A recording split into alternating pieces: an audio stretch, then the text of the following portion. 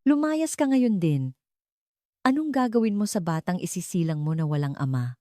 Umalingaw-ngaw ang galit na tinig ng aking ina sa maliit naming bahay. Dahil sa sinabi niya, wala akong nagawa kundi ang lisanin ang aming tahanan. Nagpadala ako ng sulat sa Pilipinas, sa lola ng lalaking minahal ko, at sa awa ng Diyos, tinanggap niya ako. Dito nagsimula ang aking paninirahan sa Pilipinas. Paano nga ba niya nakamit ang isang alamat ng tagumpay? Sabay-sabay nating pakinggan. Naaalala ko pa ang tunog ng hangin sa Baltic Sea na tumatagos hanggang sa aking mga buto, negatibong 30 degree. Ang taglamig na iyon sa Estonia, ang kabuuan ng aking buhay. Ang lumang bahay na gawa sa kahoy kung saan pumapasok ang niebe sa mga siwang ng bintana, ang mga kupas na wallpaper at ang bundok ng utang na iniwan ng aking ama na maagang namatay dahil sa pagiging alkoholiko. Iyon ang kulay ng mundong ginagalawan ko sa loob ng 20 taon. Kulay abo at maputla. Ang aking ina ay nagtatrabaho sa paglilinis ng bahay ng iba at tulad ng mga bitak sa kanyang mga kamay, inakala kong ang kinabukasan ko ay magiging magaspang at tuyot din. Isang liblib na bayan sa Estonia, 4 na oras pa ang biyahe mula sa kabisera, ang Tallinn. Sa lugar na iyon kung saan kalahati ng taon ay taglamig. Nagtrabaho ako bilang tagapamahala ng isang lumang paupahan na mas mukha pang motel kaysa hotel. Tagapamahala lang sa pangalan, pero para na rin akong isang ordinaryong manggagawa na nagsisibak ng kahoy, naglalaba ng mga kumot at sapin sa kama, at naglilinis ng mga banyo. Ang sahod ko ay €500 lamang, katumbas ng halos 31,000 piso. Kahit iyon ay napupunta lamang sa pambayad sa ospital ng aking ina at sa matrikula ng aking nakababatang kapatid. Ang natitira sa akin ay ilang barya na lamang. Mayroon din akong pangarap. Isang luma at sintunadong piano na nakatambak sa isang sulok ng bulwagan ng bayan, ang aking kaisa-isang kaibigan. Hindi ako kailanman formal na nag-aral, ngunit kapag naririnig ko ang musikang klasikal sa radyo, kusa nang gumagalaw ang aking mga daliri. Sa tuwing pinipindot ko ang mga tipa, nawawala ang aking gutom at ginaw. Naging mas matindi ang taglamig na iyon. Sa araw na tinaya ang isang record-breaking na pag-ulan ng niebe, iisa lamang ang panauhin sa aming paupahan. Siya si Jose, isang backpacker mula sa Pilipinas. 3 taon siyang mas matanda sa akin, at ang mga guhit sa gilid ng kanyang mga mata kapag siya'y ngumingiti ay napakabait tingnan. Sinabi niyang gusto niyang kunan ng litrato ang mga birch forest ng Estonia. Pinigilan ko siya dahil mapanganib, ngunit iginiit niyang kailangan na niyang umalis kinabukasan. Sa huli, pumayag akong maging gabay niya at sumakay kami sa isang lumang jeep. Ito na marahil ang tadhana. Nang makarating kami sa kalaliman ng gubat, biglang dumilim ang langit at nagsimulang bumuhos ang niebe na halos wala ka nang makita. Isang whiteout.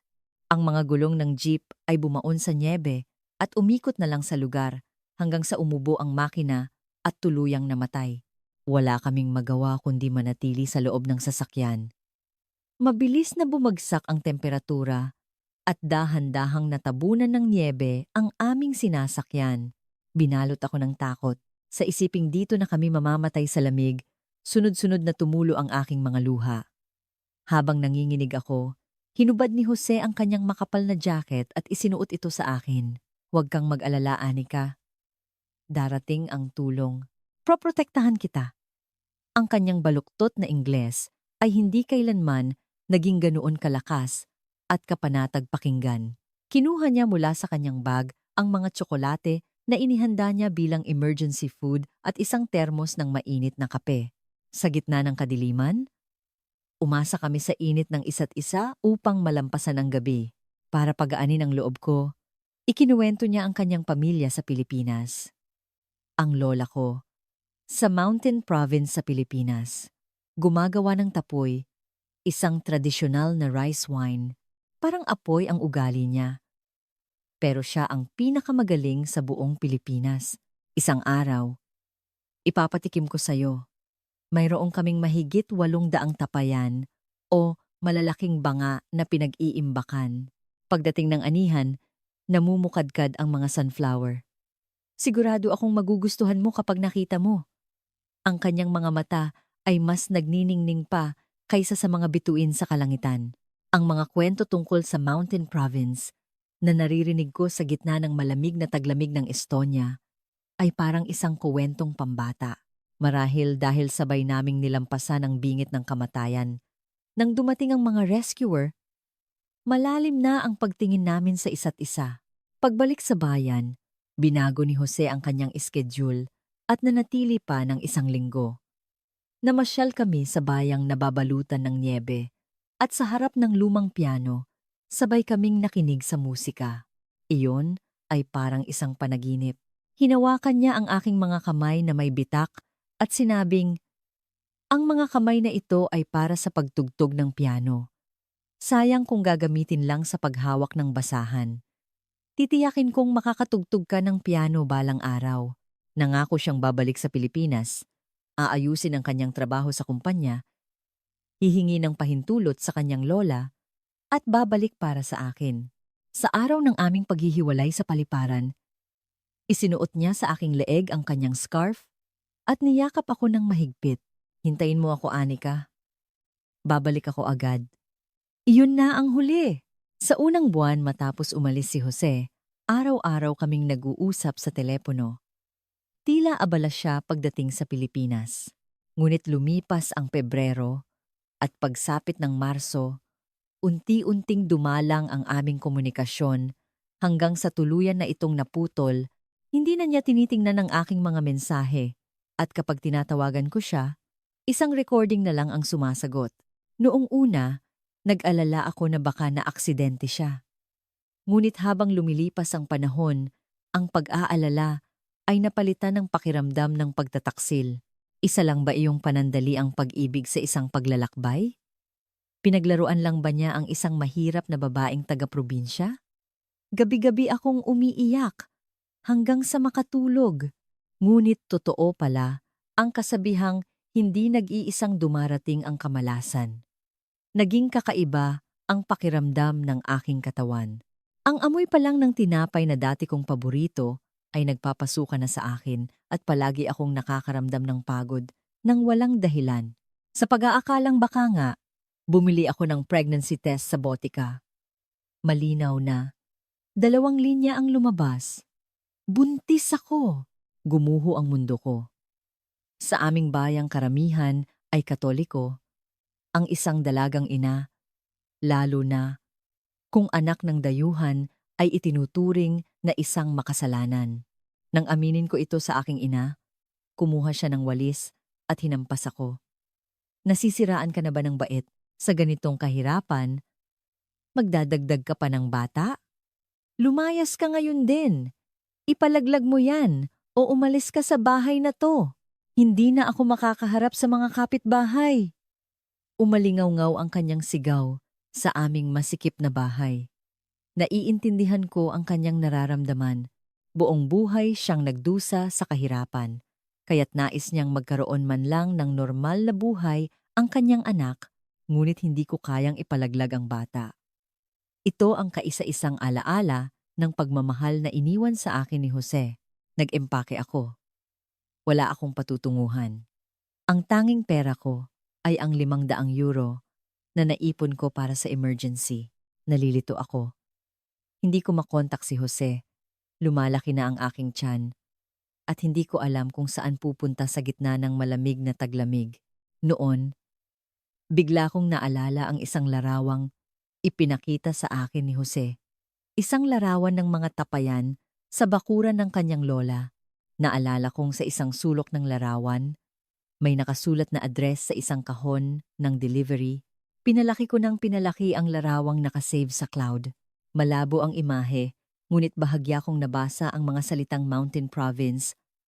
Sa pag-asang makakapit sa kahit anong bagay, naghanap ako sa internet. Hinanap ko ang maestra ng tapoy sa Mountain Province. At isang artikulo ang lumabas. 45 taon ng tradisyon. ang matatag na maestra ng Cordillera, Elena de la Cruz.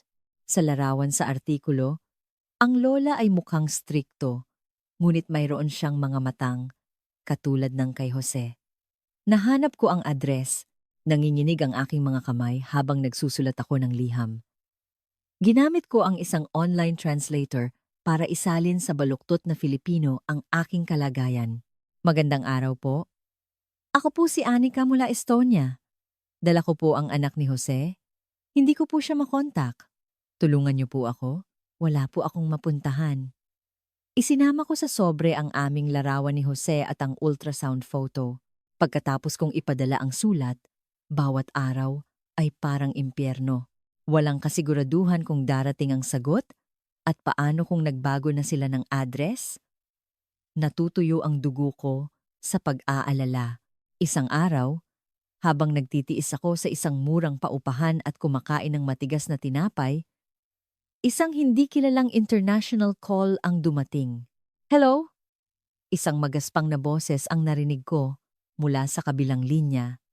Wikang Filipino, kaya't hindi ko naintindihan ang sinasabi, ngunit ang tono ay parang galit at nagmamadali. Maya-maya, isang lokal na gabay na marunong mag-Filipino ang kumuha ng telepono. Ang salitang ipinarating ng interpreter ay nakakagulat. Iempake mo ang mga gamit mo. Nag-book na ako ng tiket sa eroplano.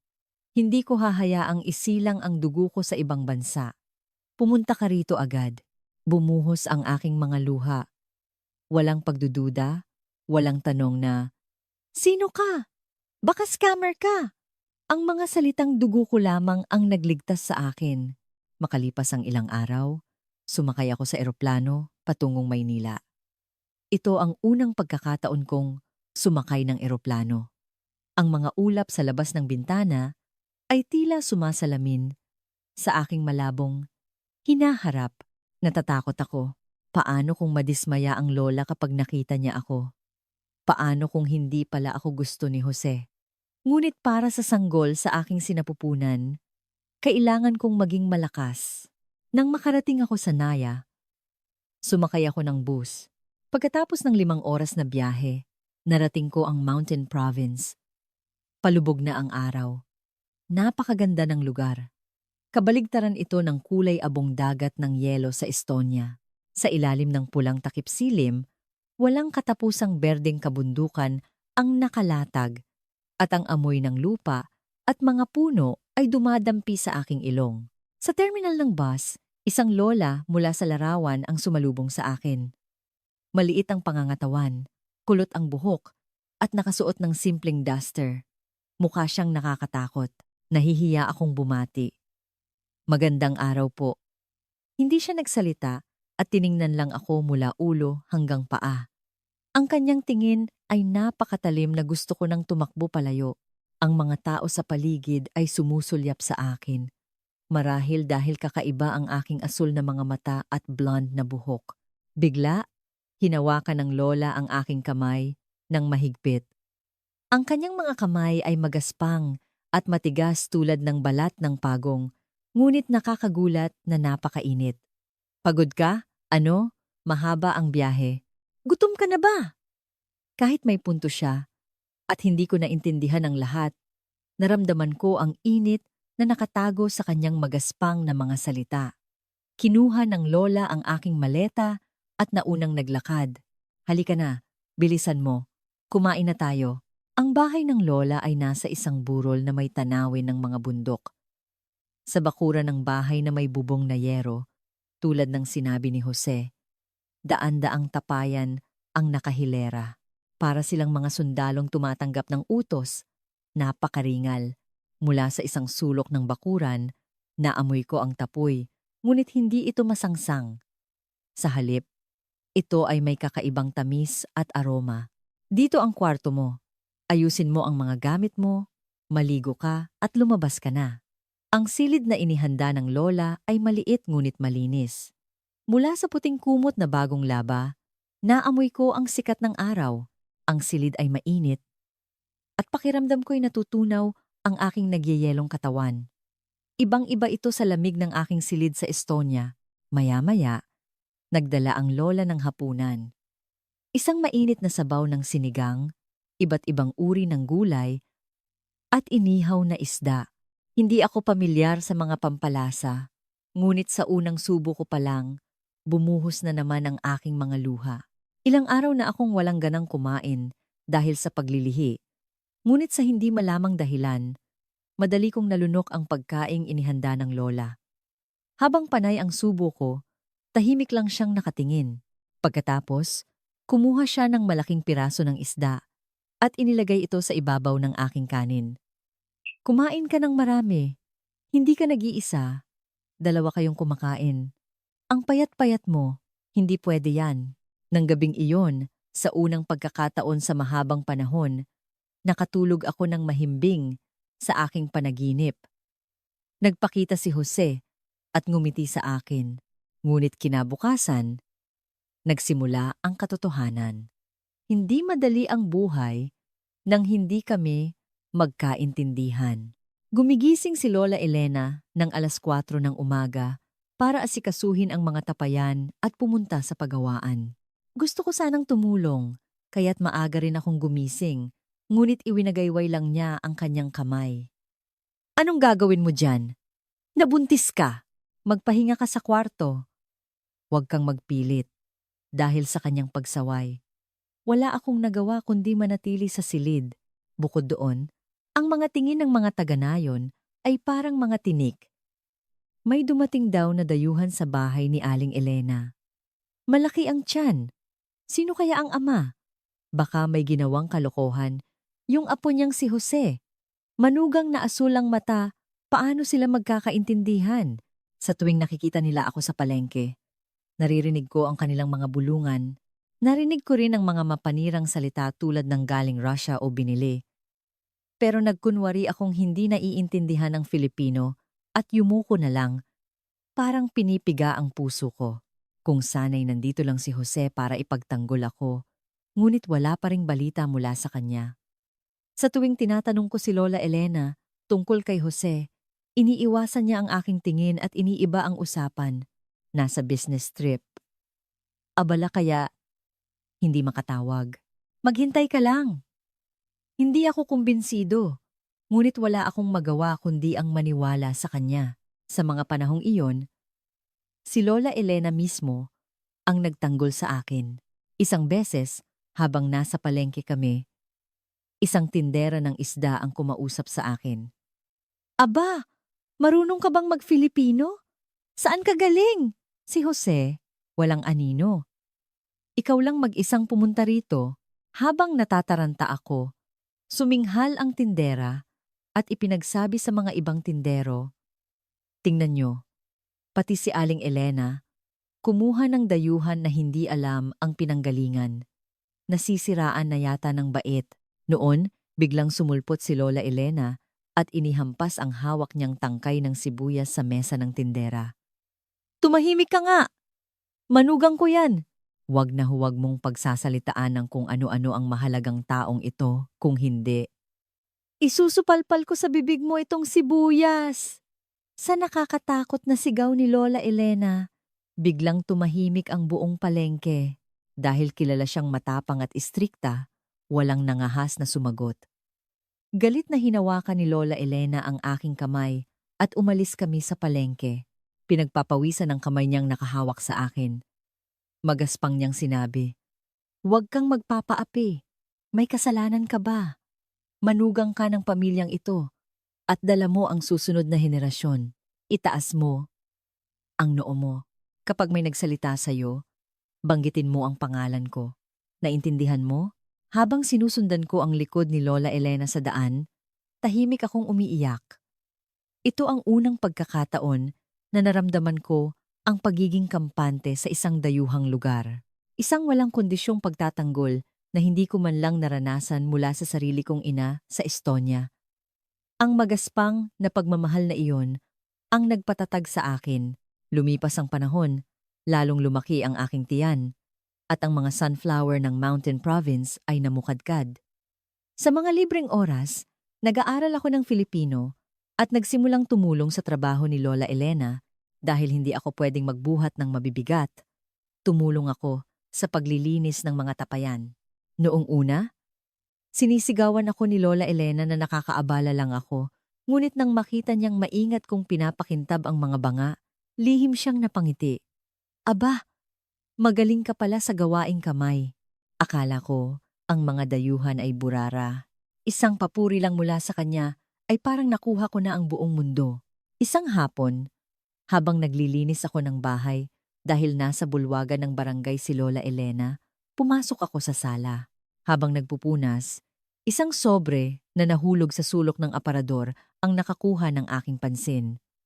Ang pangalan ng tatanggap ay si Lola Elena at ang nagpadala ay ang AFP Medical Center. Kumirot ang puso ko. Sabi ni Lola Elena, inayos na ni Jose ang kanyang obligasyon sa militar. Bakit may sulat mula sa ospital ng militar? Nanginginig kong kinuha ang sulat. Ngunit biglang bumukas ang pinto. Si Lola Elena, Anika, anong ginagawa mo dyan? Hindi pa man nagtatanggal ng sapatos, tumakbo siya palapit at halos agawin ang sulat mula sa aking kamay. Iba kaysa dati, ang kanyang mukha ay namumutla at nanginginig ang mga labi. Itinago niya agad ang sulat sa kanyang likod. Isang masamang kutob ang gumapang sa aking likuran. Lola, ano po yung ospital? May sakit po ba si Jose? Naaksidente po ba siya? Nag-aalala kong tanong sa aking baluktot na Filipino. Nanatiling tahimik si Lola Elena sandali. Pagkatapos ay bumuntong hininga ng malalim at napaupo sa sahig. Napakaliit at marupok niyang tingnan. Anika, huwag kang mabibigla sa sasabihin ko. Ang apo ko, ang mga salitang lumabas sa bibig ni Lola Elena ay tila hindi ko kayang paniwalaan. Pagdating ni Jose sa Pilipinas, sumali siya sa militar para mabilis na maayos ang kanyang kinabukasan para sa amin. Ngunit sa isang aksidente sa pagsasanay, malubha siyang nasugatan sa binti. Napinsala ang mga ugat sa kanyang binti. Sabi ng doktor, baka hindi na siya makalakad. 3 beses na siyang naoperahan at nakahiga ngayon sa ospital. Siya mismo ang nagsabing, huwag kang papuntahin. Ayaw niyang maging pabigat sa'yo bilang isang baldado. Paulit-ulit niyang sinabi sa akin na pauwiin ka kapag dumating ka sa Pilipinas. Kaya hindi ko masabi sa'yo. Patawarin mo ako, Anika. Nagdilim ang aking paningin at nawalan ng lakas ang aking mga binti. Kaya pala nawalan ng komunikasyon si Jose, hindi dahil sa pagbabago ng puso, kundi para sa akin. Ang isiping habang buhay siyang naka-wheelchair, mag-isang nakahiga sa silid ng ospital, at sinusubukang itulak ako palayo. Ang sakit na iyon ay parang dumudurog sa aking dibdib. Nang sabihin kong, pupunta ako sa Pilipinas, ang galit na tinig ni Lola Elena sa telepono hindi pala iyon pagtanggi, kundi ang nagdurugong puso ng isang lola na gustong protektahan ang kanyang apo at alagaan ako. Lola, pupunta po ako. Pupuntahan ko si Jose. Wag! Hindi siya pwedeng makita sa ganoong kalagayan. Masasaktan ka lang lalo. Umuwi ka na sa Estonia. Ako na ang bahala sa tiket mo. Ang bata, kung mahihirapan kang palakihin, ako na ang magpapalaki sa kanya. Umiiling si Lola Elena habang pinupunasan ang kanyang mga luha.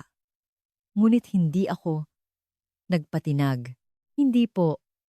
Kailangan kong pumunta. Walang kaso kung hindi siya makalakad. Ako po ang magiging mga paa niya. Mahal ko po siya. At narito ang anak namin. Pakiusap po, Lola. Dalhin ninyo ako.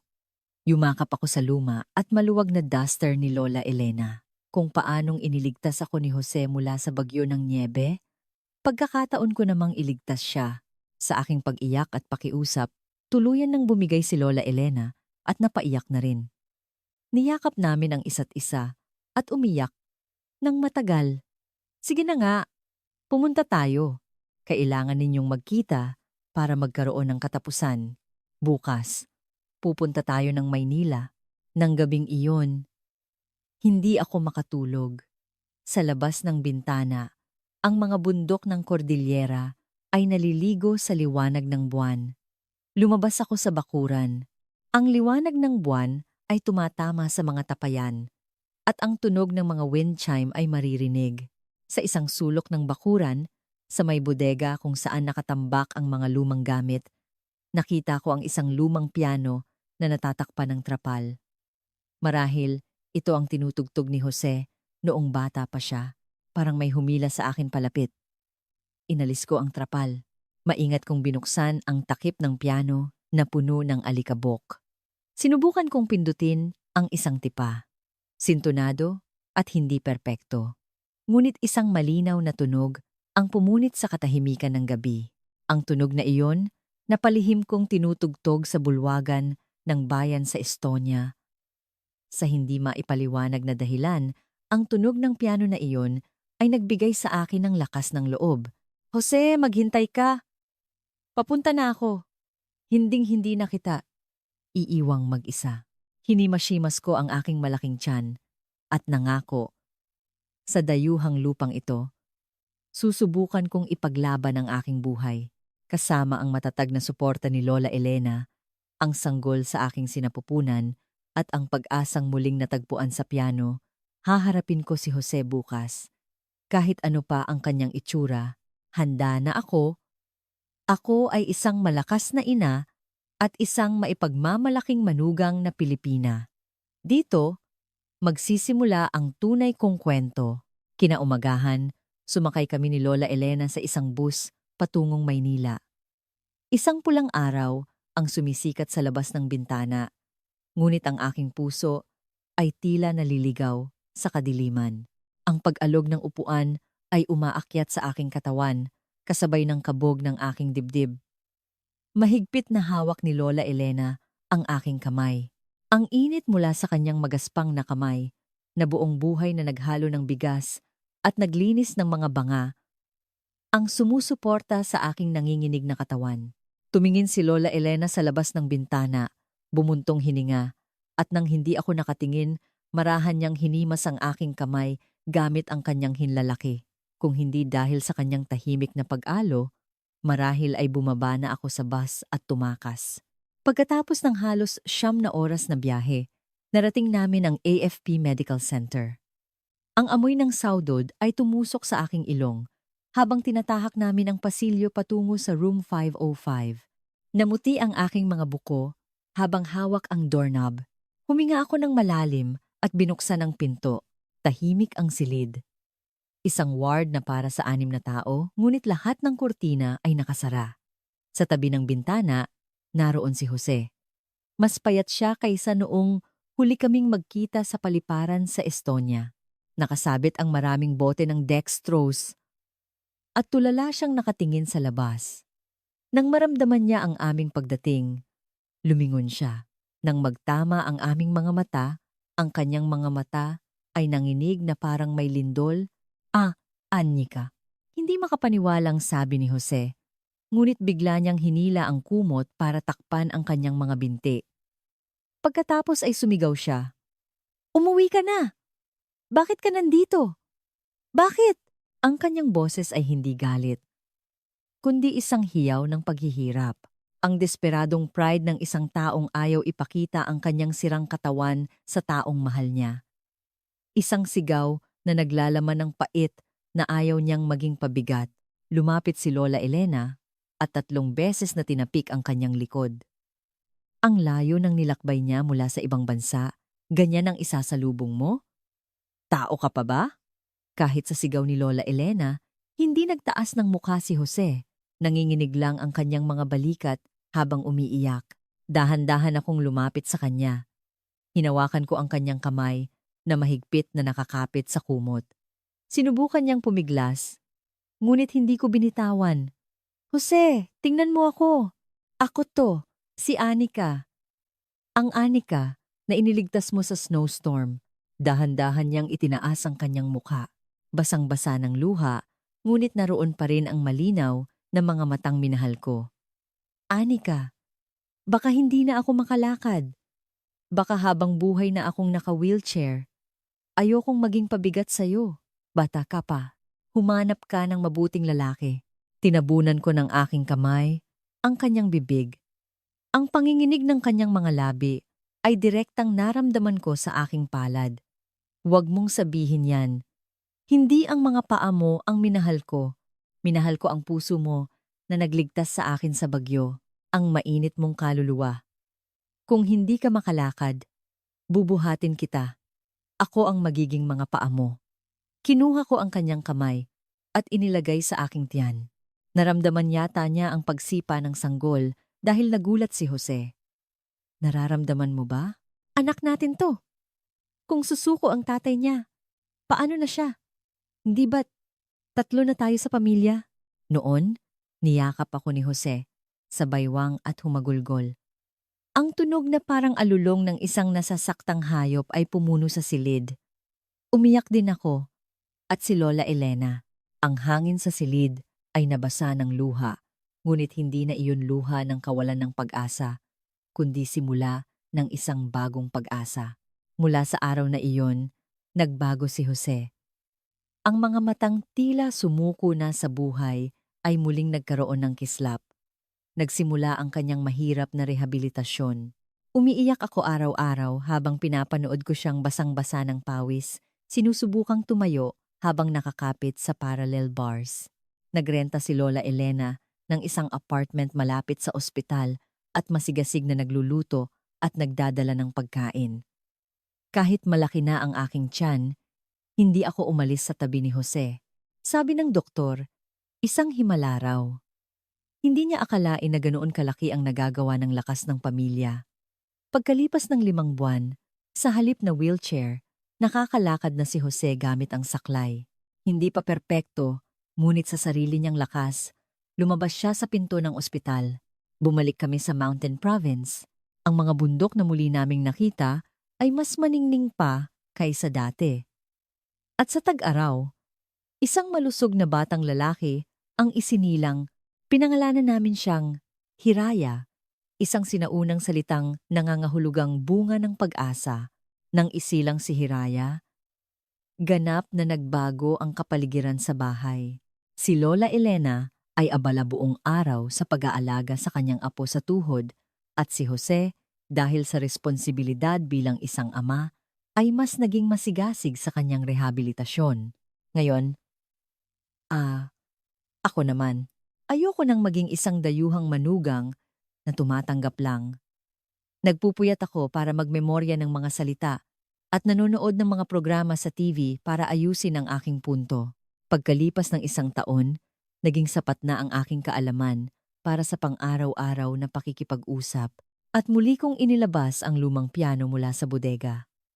Tumawag ako ng isang piano tuner para ayusin ito at pinunasan ng alikabok.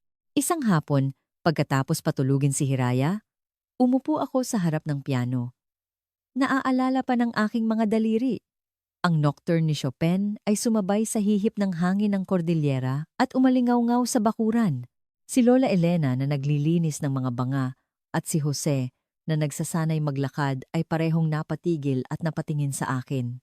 Nang matapos akong tumugtog, nagsalita si Lola Elena. Aba, parang may santo sa mga daliri ng manugang ko. Ang ganda ng tunog. Pumalakpak si Jose at lumapit. Anika, ang galing mo talaga. Sayang kung itatago mo lang ang talento mo.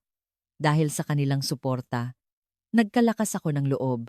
Sumali ako sa isang paligsahan ng talento para sa mga may bahay na inorganisa ng munisipyo. Suot ang isang lumang bestida. Umakyat ako sa entablado. Ngunit nang ilapat ko ang aking mga kamay sa mga tipa, ako ang naging pinakamakinang na bida.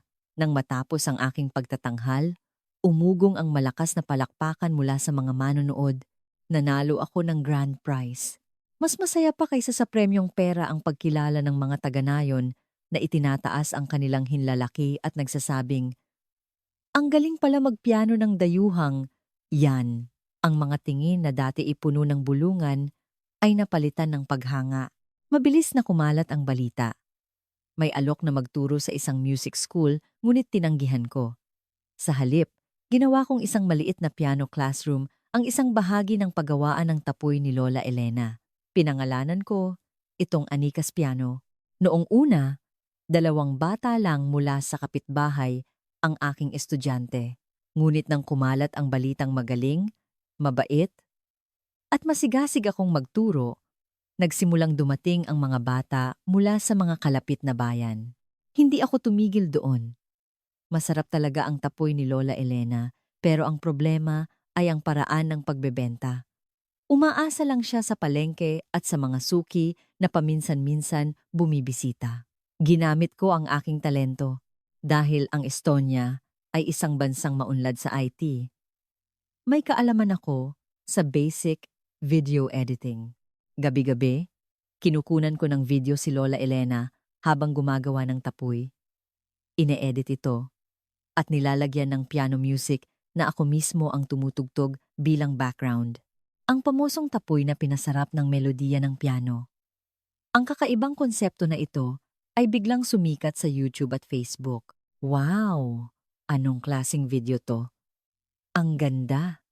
Ang galing ng manugang na dayuhan na tumutugtog ng piano. Gusto kong umorder. Sunod-sunod ang mga order. Isang malaking department store sa Maynila ang nag-alok ng isang pop-up store. At araw-araw dumadami ang aming mga delivery. Gulat na gulat si Lola Elena habang pinapanood ang printer na walang tigil sa pagprint ng mga shipping label. Lahat ba to pera? Nagbago na talaga ang mundo. Masaya ako. Dahil sa aking tagumpay, na-inspire si Jose na kumuha ng kursong agrikultura at seryosong sumali sa negosyo ng pamilya. Lola Elena, Jose, ako, at si Hiraya sa wakas. Pakiramdam ko'y buo na ang aming pamilya. Inakala kong pagkatapos naming malampasan ang kahirapan at diskriminasyon, puro sikat na lang ng araw ang darating sa aming buhay. Ngunit hindi pala ganoon kadali ang buhay. Hindi ko pa alam noon ang kasabihang kapag lumalakas ang liwanag, lumalalim din ang anino. Ang krisis ay dumating nang walang babala. Si G. De Leon, ang presidente ng kooperatiba ng bayan, ang naging simula ng problema. Isa siyang maimpluwensyang tao sa bayan at matagal na siyang may galit kay Lola Elena dahil sa pagtanggi nitong magbigay ng pera sa ilalim ng pangalang Development Fund para sa kooperatiba. Nang mabalitaan niyang sumikat ang tapoy ni Lola Elena, ang kanyang mga matang sakim ay napunta sa aming tahanan. Isang araw, pumasok si G. De Leon sa aming bakuran na suot ang kanyang makintab na sapatos na katad. Sa likod niya ay may dalawang lalaking nakasuit. Hoy, Aling Elena, balita ko'y kumikita ka na raw ng malaki ha? Dapat mamahagi ka naman sa bayan. Ngumisi siya at tinapik ang isa sa mga tapayan. Itinigil ni Lola Elena ang kanyang ginagawa at kumunot ang noo. Kung wala kang kailangan, umalis ka na. Abala ako. Biglang sumama ang mukha ni G. De Leon. Dumura siya sa lupa at inilabas ang kanyang tunay na kulay. Aba, matandang to. Sumusobra ka na. Itong mga kasama ko ay galing sa sanitary office ng munisipyo. May nagreklamo raw, isang dayuhan ang iligal na gumagawa ng pagkain. At sa isang pasilidad na walang permit. Nagbebenta sa internet. Nanlamig ang aking puso. Lumabas si Jose na nakasaklay. Ginoong De Leon, sumusobra na po kayo. Mayroon po kaming kumpletong business permit at nagbabayad kami ng buwis. Paanong naging iligal? Tiningnan ni De Leon ang pilay na binti ni Jose at mapanuyang sinabi, Aba, Jose, kumusta na ang paa mo? Alam mo, ang batas ay parang goma. Itong luma mong bakuran, ginagamit sa paggawa ng pagkain. Hindi mo ba alam na paglabag yan sa facility standards? At yung asawa mong dayuhan, may health permit ba yan? May working visa? Nagsimula siyang maghanap ng butas. Sa totoo lang, ang maliit na paggawaan sa probinsya ay karaniwang pinapayagan na. Ngunit kung susundin ang batas ng mahigpit, mayroon talagang mga bahagi na hindi nakakatugon sa pamantayan. Doon siya umasinta. Nagsimulang magdikit ng mga pulang sticker ang mga tauhan ng sanitary office sa bawat tapayan. Suspendido ang pagbebenta hanggang matapos ang imbestigasyon. Kumpiskado lahat. Wag! Anong ginagawa niyo? Para ko ng mga anak ang mga bangang yan. Huwag niyong galawin. Sumigaw si Lola Elena at niyakap ang isang banga. Nang pilit siyang inaalis ng mga tauhan, humarang si Jose. Noon, sinipa ni De Leon ang saklay ni Jose. Nawalan ng balanse si Jose at bumagsak sa lupa. Jose, sumigaw ako at tumakbo para tulungan siyang tumayo. Ang kanyang mukha ay puno ng putik at dumudugo ang kanyang labi dahil sa pagkagat sa galit. Parang kumulo ang dugo ko. Tiningnan ni De Leon si Jose na nakahandusay at tumawa. Sabi ko sa'yo, makipagtulungan ka na lang kasi. Kung nagbigay ka lang ng kaunting pondo sa kooperatiba at ibinigay ang 40% ng kita mo, ayan ang napala mo sa katigasan ng ulo mo. Iyon pala ang tunay niyang motibo. Pera. Ang pagnanasang nakawin ang perang aming pinaghirapan. Dahil sa sobrang gulat, napahawak si Lola Elena sa kanyang dibdib at nahirapang huminga. Diyos ko! Parurusahan ka! Akala mo ba hindi ko nakikita ang maitim mong budhi? Namutla ang mukha ni Lola Elena at bigla siyang bumagsak sa lupa. Lola! Lola! Gumising po kayo. Ang aming bakuran ay biglang naging isang eksena ng kaguluhan. Nang bumagsak si Lola Elena, nataranta si De Leon at ang kanyang mga tauhan, ngunit nagmumura pa rin siya. Huwag kayong umarte. Basta, bukas, kung hindi nyo pa ginigiba ang pasilidad na to, kakasuhan ko kayo. Tandaan nyo yan. Pagkaalis nila, ang naiwan sa bakuran ay mga basag na piraso ng banga, natapong tapoy, at si Lola Elena na walang malay. Dumating ang ambulansya at habang dinadala si Lola Elena, tulala akong nakatingin sa mga bangang may pulang sticker. Ang dating mapayapang bakuran kung saan umalingaw-ngaw ang tunog ng piano ay naging isang wasak na lugar na napapalibutan ng donut cross tape. Sa emergency room, hindi makatingin si Jose dahil sa pagkakasala. Kasalanan ko to. Mahina ako. Dahil baldado ako. Minaliit niya tayo at napahamak pa si Lola. Sinuntok niya ang kanyang binti sa galit. Pinigilan ko siya, ngunit ang puso ko'y parang sinusunog din. Mabuti na lang at hindi malala. Ngunit kailangan niya ng absolutong pahinga. Paano siya makakapagpahinga kung bukas ay kailangan ng isara ang aming negosyo? Pag-uwi namin, hindi kami makatulog. Dumarating pa rin ang mga online order. Ngunit kailangan naming markahan bilang out of stock at i-refund ang mga naunang order. Sunod-sunod ang mga tawag na humihingi ng refund. Bakit nyo kinakansela? Sabi nyo masarap. Manloloko ba kayo? Ang comment section ay napuno ng masasamang komento. Sanitary issue. Lola's sad story scam. Ginagamit lang ang dayuhang asawa para kumita ng pera. Ang mga malisyosong tsismis na marahil ay pinakalat ni De Leon ay kumalat na parang katotohanan. Ang anikas piano at tapoy ni Maestra Elena, lahat ng aming pinaghirapan ay gumuho na parang kastilyong buhangin. Kinaumagahan, bumalik si De Leon. Hindi siya nag-iisa. May kasama siyang 2 malalaking lalaki at isang truck. O Jose, napag-isipan mo na ba? Ang alok ko kahapon, 40% ng kita nyo. Kung pipirmahan mo to ngayon, pupunta ako sa munisipyo at ipapatanggal ko ang suspension. Tiyak na hindi mo na kaya mag-isa ngayong nakahiga ang lola mo. Ako na ang mamamahala. Ibigay mo na sa akin.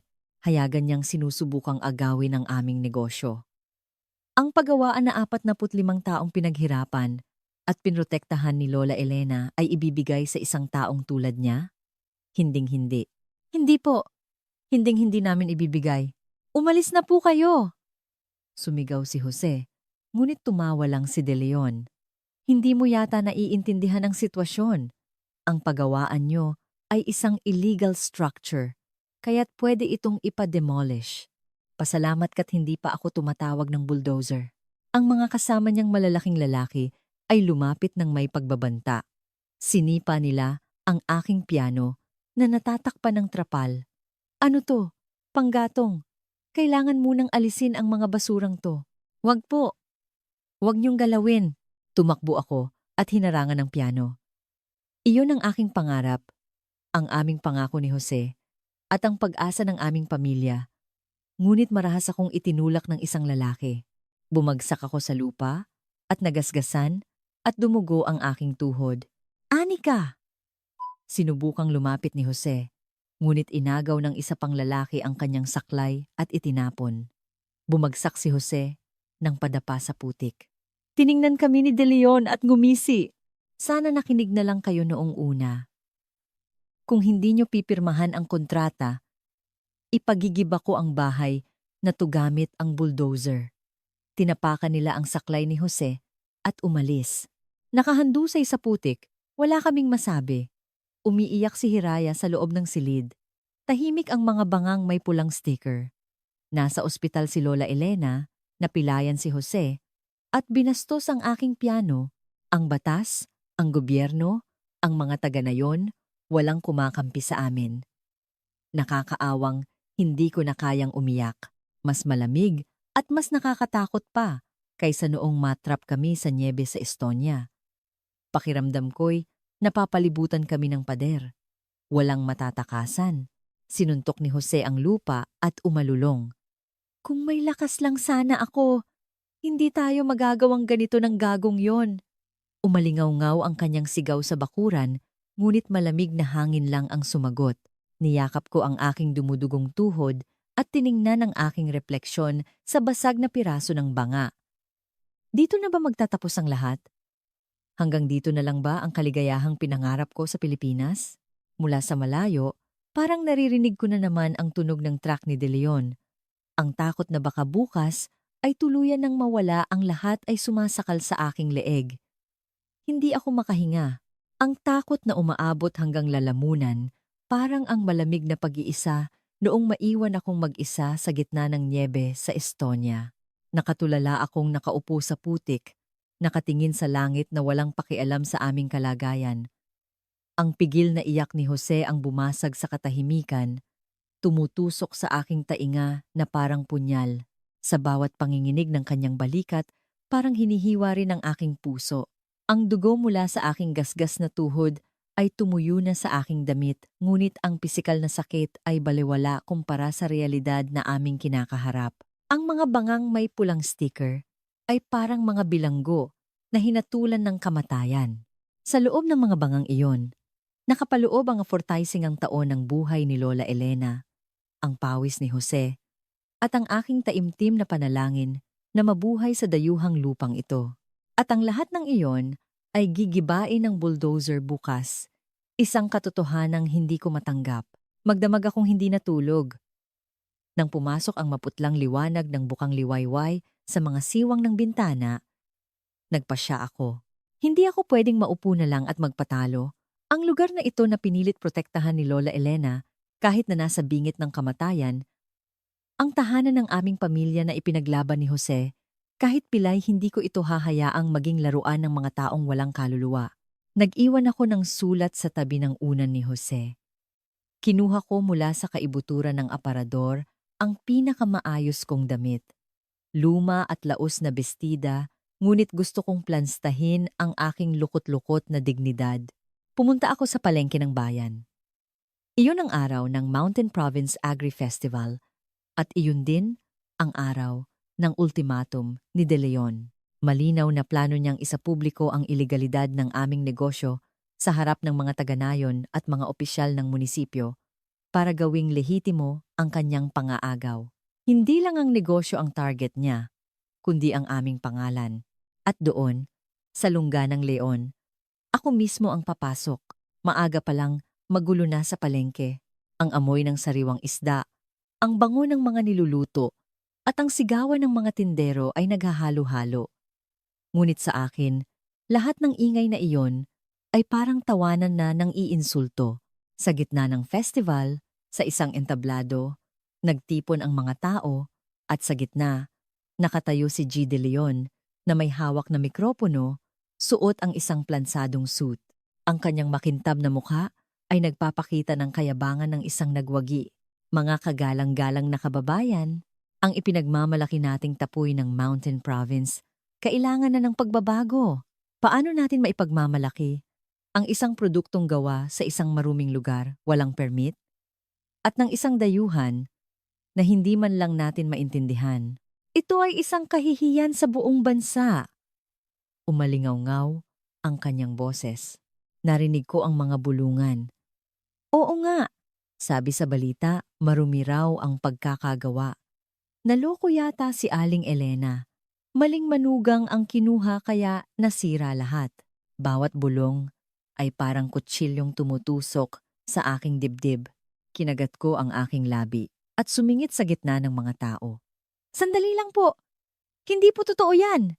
Nanginginig ang aking boses. Ngunit sinubukan kong isigaw ito ng malakas at malinaw. Natigil ang talumpati ni De Leon. Daan-daang mga mata ang napatingin sa akin. Nang makita ako ni De Leon, kumunot ang kanyang noo at ngumisi. Aba, sino to? Saan ka ba dapat lumugar? Isang illegal alien na nanggugulo sa isang opisyal na kaganapan? Ginamit niya ang mikropono para durugin ako. Sa salitang illegal alien, nagbulungan ang mga tao. Hinigpitan ko ang aking kamao. Hindi po ako illegal alien! Asawa po ako ni Jose, isang Pilipino, at manugang ni Maestra Elena de la Cruz. Hindi po marumi ang aming tapoy. Gawa po ito sa tradisyonal na paraan na 45 taon nang pinangangalagaan ni Lola at araw-araw ko pong pinupunasan ang mga banga. May ebidensya ka ba? Sinong maniniwala sa isang bagay na hinawakan ng marumi mong kamay at tradisyon? Nakakatawa. Anong tradisyon sa pagpapatugtog ng piano at pag-arte? Tumawa si De Leon at sumunod ang kanyang mga alipores. Ang tawanan nila ay parang isang malaking alon na tatabon sa akin. Namula ang aking mukha at gusto ko nang umiyak, ngunit hindi ako pwedeng sumuko. Noon, isang itim na mamahaling sedan ang sumingit sa gitna ng mga tao at huminto sa likod ng entablado. Bumaba mula sa sasakyan ang isang lalaking nasa katanghalian, ang edad na may matalim na tingin, maayos na gray suit, pocket square, at matalas na mga mata, halatang hindi siya nababagay sa isang palengke sa probinsya. Sa kanyang pagdating, biglang tumahimik ang lahat. Bumaba si De Leon mula sa entablado at yumuko sa lalaki. Sir, salamat po sa pagpunta. Yung pinag-usapan po natin, inihanda ko na. Hindi pinansin ng lalaki ang kamay ni De Leon at tiningnan ang mga tao ng malamig. Pagkatapos, ang kanyang tingin ay eksaktong tumama sa akin. Kinuha niya ang isang tablet mula sa kanyang bulsa, tiningnan ito, at tinanong si De Leon sa mababang boses. De Leon, ito ba ang hinahanap ko? Ipinakita niya ang screen, at doon ay tumutugtog ang video na ginawa ko. Ang tapoy na pinasarap ng melodiya ng piano. Biglang namutla ang mukha ni De Leon. Yan po. Yang video na yan ay pake. Gawa-gawa lang po yan para manloko ng tao. Pinutol ng lalaki ang sinasabi ni De Leon at lumapit sa akin.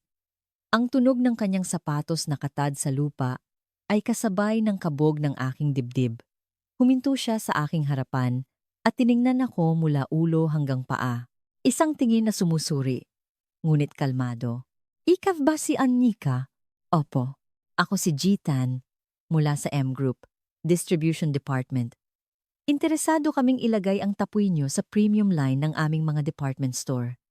Ngunit ayon kay De Leon, may sanitary issue ang inyong pagawaan at ang video ay peke. Sabi niya, ang produkto niyo ay dapat nang itapon.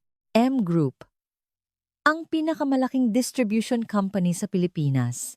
Kaya pala gustong agawin ni De Leon ang negosyo para siya ang makapag-supply ng sarili niyang mababang kalidad na tapoy gamit ang aming pangalan. Nanginig ang buong katawan ko sa galit. Kasungalingan po! Pakana lang po! Totoo po ang aking piano. At ang lasa, mula sa mga kamay ni Lola, sumigaw ako. Sumingit si De Leon. Nababaliw na yata ang babaeng yan. Huwag po kayong maniwala. Hindi naman talaga yan marunong magpiano. May tsismis pa nga na dati. Yang tumutugtog sa bar. Tumaas ang isang kilay ni Jitan.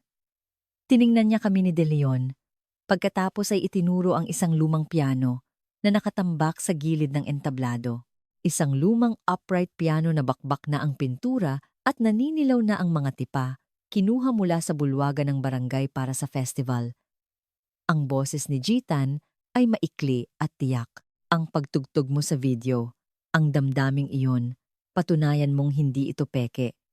Patunayan mo ang halaga ng iyong brand sa harap ng mga taong ito at sa harap ko.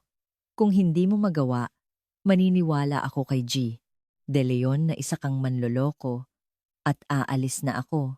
Iyon ay isang pagkakataon at isang malupit na pagsubok.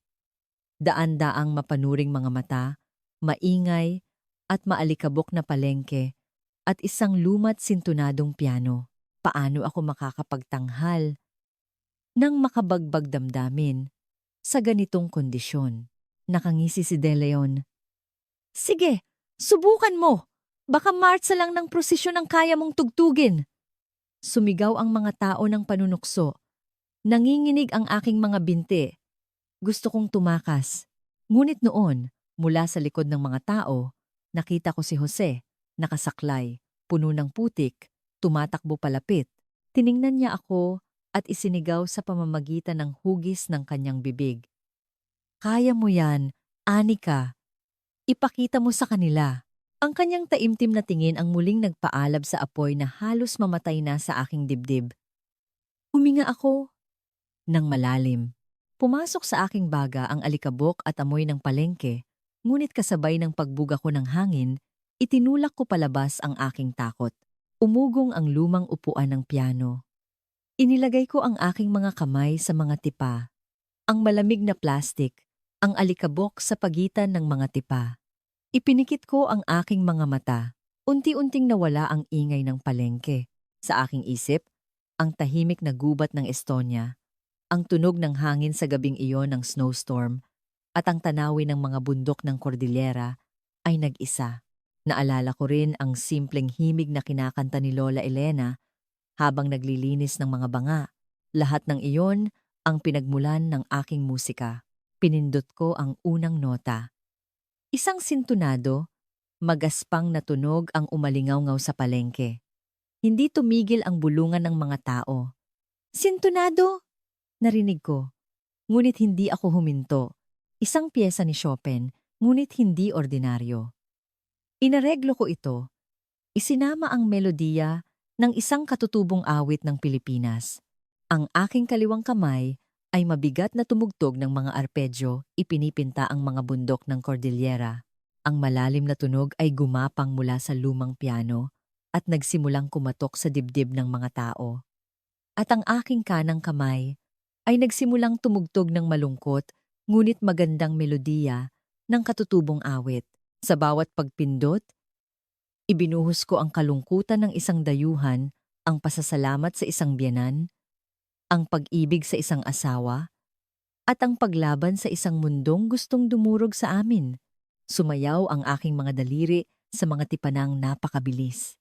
Tumulo ang pawis sa aking noo, ngunit wala akong oras para punasan ito. Hindi nagtagal, nawala ang ingay ng palengke.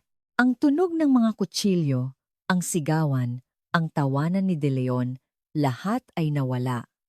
Tanging ang tunog ng aking piano ang naghahari sa hangin. Ang mga tao ay nakatingin sa akin, nakanganga, tila ninakawan ng kaluluwa.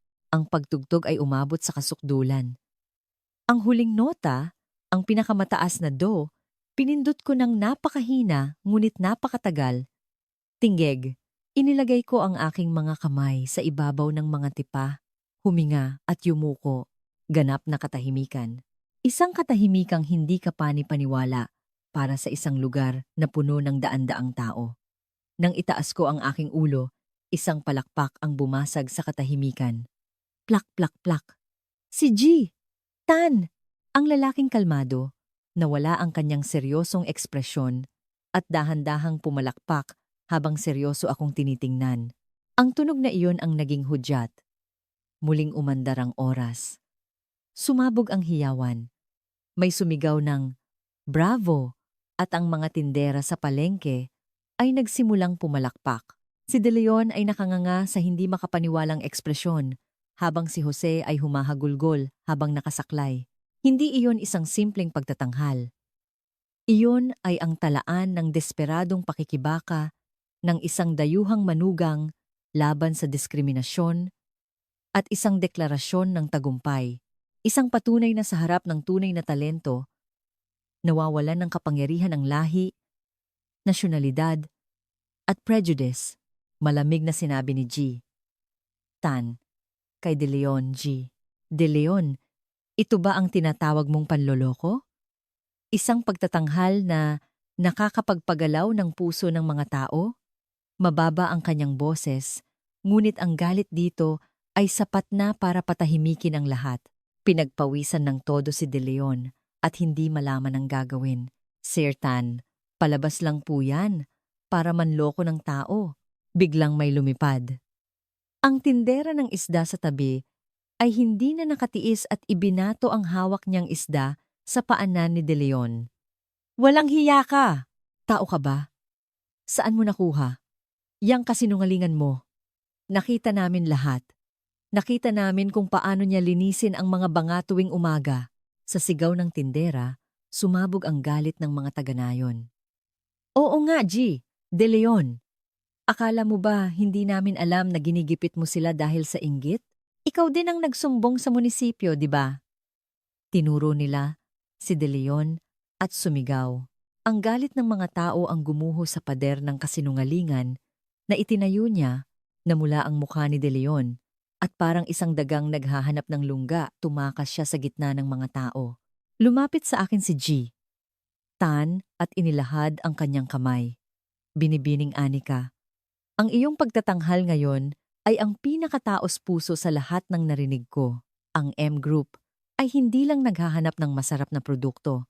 Naghahanap kami ng isang kwentong makakapagpagalaw sa puso ng mga mamimili. Ang iyong musika, ang lasa ng tapoy ng iyong biyenan, at ang kwento ng pamilyang ito, iyan ang perpektong halaga na hinahanap ng aming brand. Kinuha niya ang kanyang business card at ibinigay sa akin. Bukas, pupunta kami para sa formal na kontrata. Ang mga isyung pangkalinisan, aayusin ng aming legal at facilities team. Titiyakin naming hindi na kayo muling guguluhin ng mga taong tulad ni G. De Leon. Nawalan ako ng lakas at muntik nang bumagsak, ngunit sinalo ako ni Jose. Ang amoy ng pawis at lupa mula sa kanya ay ang pinakamabangong amoy sa mundo. Ang kanyang basang pisngi ay dumampi sa akin. Sa harap ng maraming tao, niyakap namin ang isa't isa at umiyak. Hindi iyon luha ng kalungkutan, kundi luha ng kagalakan dahil sa wakas ay nakahinga na kami. Nang hapong iyon, tumakbo kami sa ospital. Pagbukas ng pinto, nakita namin si Lola Elena na natutulog na may oxygen mask. Lalo siyang pumayat sa loob ng ilang araw. Hinawakan ko ang kanyang kamay. Ang magaspang na kamay na buong buhay na nagtrabaho, idinikit ko sa aking pisngi at bumulong, Lola, gumising na po kayo.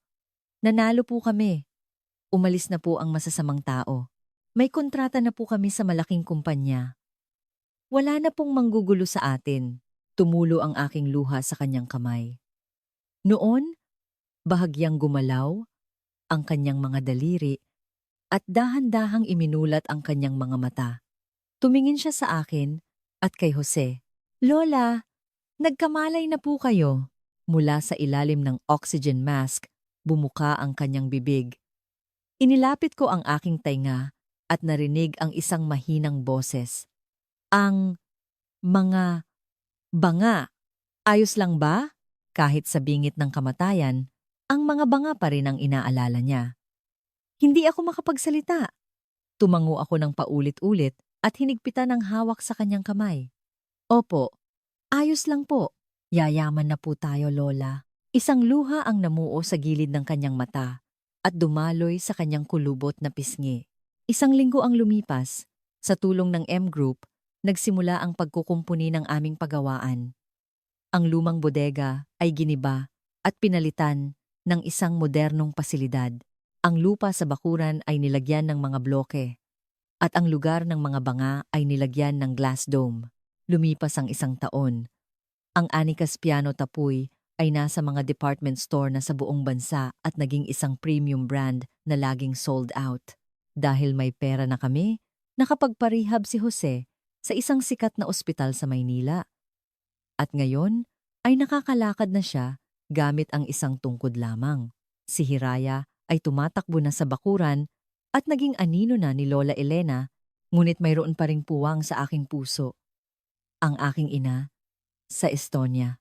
Mula nang umalis ako, hindi na kami nagkausap. Nangako akong kukunin ko siya, ngunit dahil sa abala at sa takot na baka hindi pa niya ako napapatawad, palagi kong ipinagpapabukas. Isang araw, binigyan ako ni Jose ng mga tiket sa eroplano. Round trip, Maynila, Estonia, Estonia, Maynila. Pumunta ka na, Anika. Sunduin mo na ang nanay mo. Ipakita mo sa kanya ang tagumpay mo.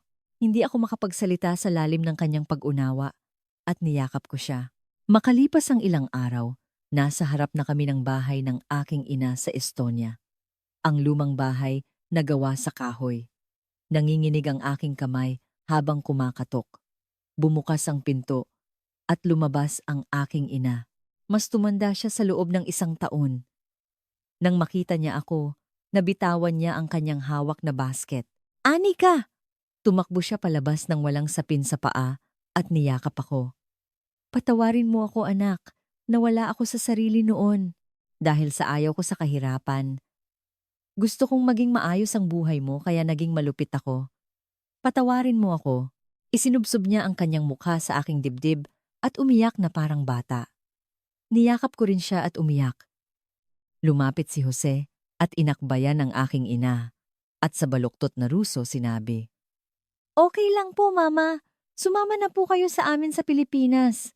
Dinala namin ang aking ina sa Pilipinas. Pagdating sa Naya, namangha siya sa matataas na gusali.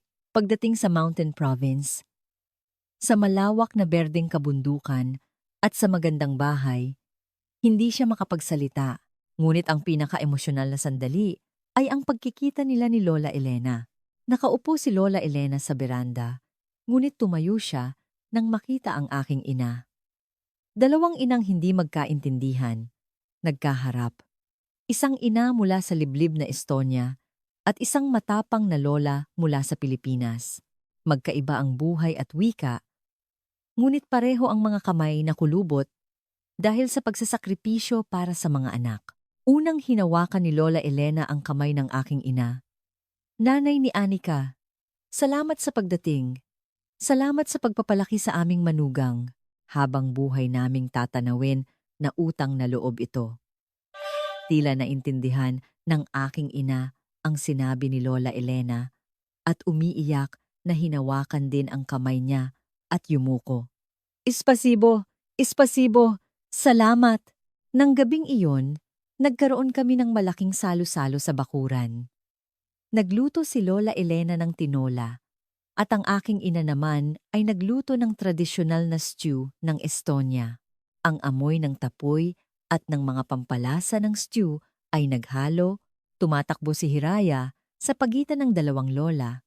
Habang kumakain, ibinaba ko ang aking kutsara at tiningnan ang eksena. Parang panaginip.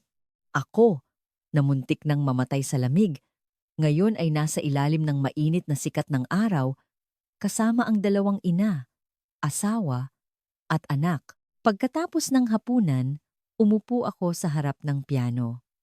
Ang pulang takip silim ay bumabalot sa bakuran.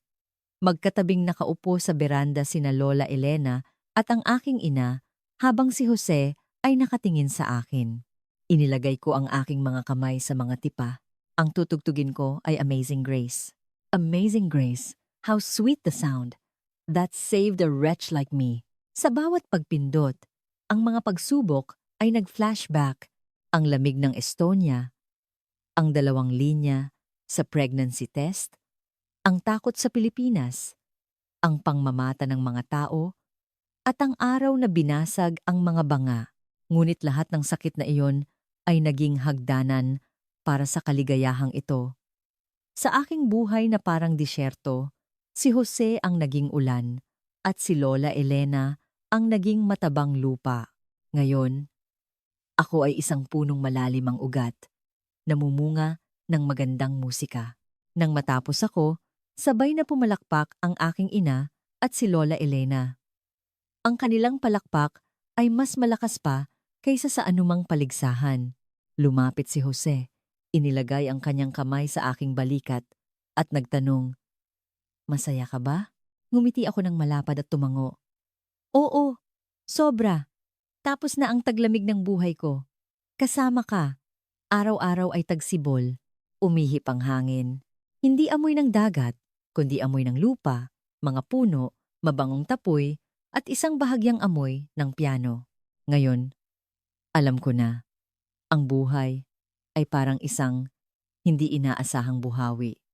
Minsan, maliligaw ka, ngunit kung hindi ka susuko, tiyak na may naghihintay na berdeng kabundukan.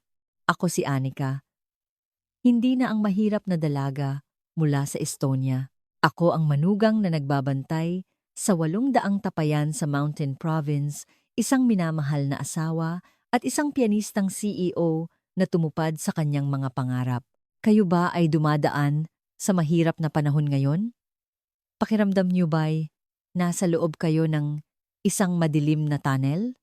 Tandaan niyo, pagkatapos ng pinakamadilim na gabi, sisikat ang pinakamaliwanag na araw. Tulad ng himalang dumating sa akin, tiyak na may naghihintay ding isang maningning na pagbabago sa inyong buhay. Sana ang kuwentong ito ay magbigay ng kaunting aliw at pag-asa sa inyong mga pagod na puso. Salamat sa pakikinig sa aking mahabang kuwento.